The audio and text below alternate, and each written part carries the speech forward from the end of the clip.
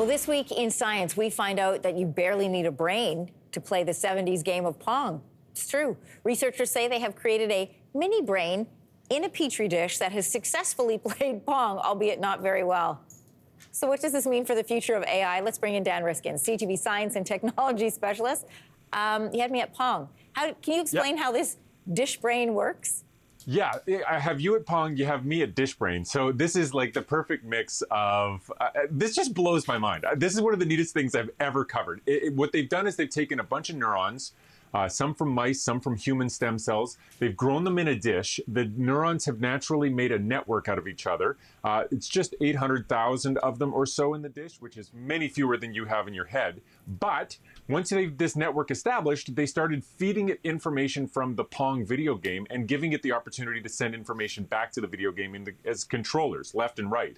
And lo and behold, these neurons figured out how to play the game. In like 5 minutes, they started to fire in a way that caused the paddle to move back and forth. They figured out the controls, and they started to play better than random, which, not great, not better than Anne-Marie Mediwake, but pretty good. And so this is, basically just a bunch of cells in a dish, but they're showing some of the beginnings of what researchers say could be considered sentience. What? This is wild. Okay, there is a lot of debate about what you just said. It's a group of things, and they can play the game of Pong, sort of. Is it sentient or not? What do you think?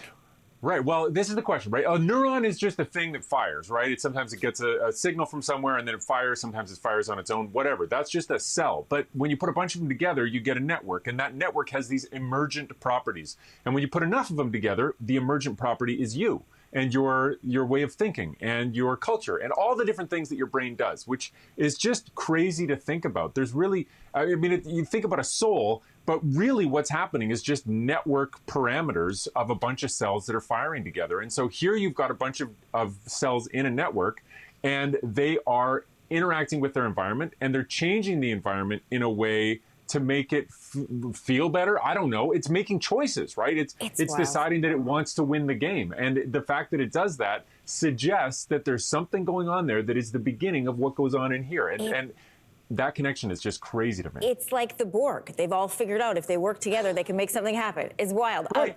How could this help human health? It's fascinating, but how does it help? It is fascinating. I think fundamentally this is trying to get at some of the biggest questions about how the brain works, but it's also about understanding networks. And this is a big, huge realm of research, the way we can take things and make them greater than the sum of their parts. This works for artificial intelligence. It works for groups of people that make decisions together, electoral systems. There are all kinds of places where groups come together to make big decisions. And here you see the simplest possible units that can't do anything like a video game on their own. When they work together with some basic simple rules, the rules that self-establish with neurons, they start to do things smartly, like play better at video games. And so it's a very exciting sort of big scale understanding of how the world works and how we work as part of it. How does this help the advancement of AI, and what are the concerns around dish brain?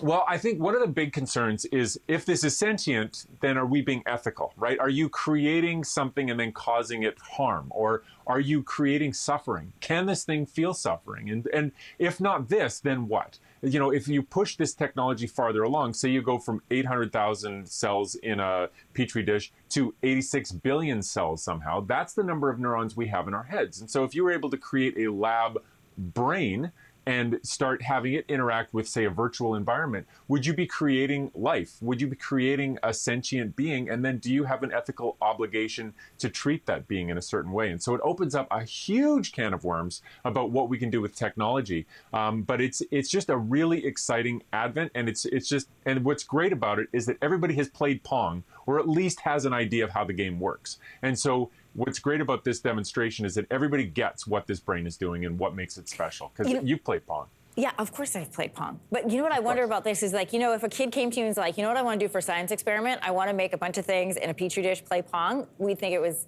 bizarro. Impossible. But scientists do it, and it's amazing. Dan Riskin, this is a great topic. Thanks so much. Thank you. Hey, thanks for watching. If you liked this, be sure to subscribe here, or you can check out more Your Morning videos right here.